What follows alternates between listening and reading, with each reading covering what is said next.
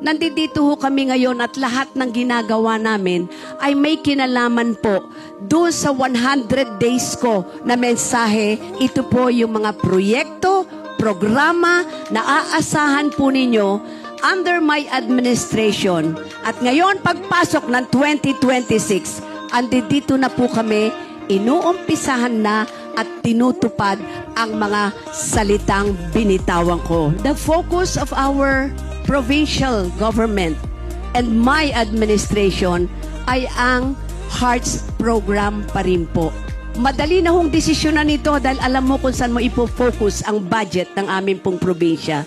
Ito ho ngayon ay magkakaroon na rin ng ICU, magkakaroon din dito ng dialysis center.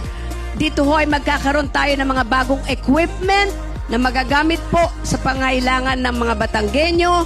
Magkakaroon din po tayo ng mga ambulansya, libreng konsultasyon, libreng pagpapagamot, libre pa rin po sa pagbili ng mga gamot. May God bless us all and a pleasant good afternoon to each and everyone. At mabuhay ang ating pong itatayong hospital. Maraming salamat po. Thank you very much. God bless.